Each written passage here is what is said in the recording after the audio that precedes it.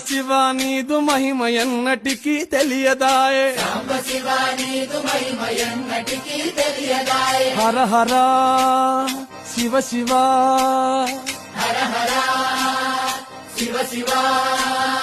గంగా జలము తెచ్చి నీకు అభిషేకము చేతునంటే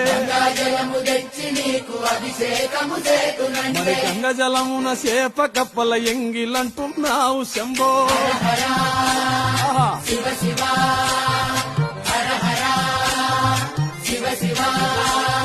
సాంబ శివ నీదు మహిమ ఎన్నటికీ తెలియదాయే ఆవు పాలు తెచ్చి నీకు అర్పితము చేతునంటే ఆవు పాలన లేక దూడల ఎంగిలంటున్నావు శంభో గట్టిగా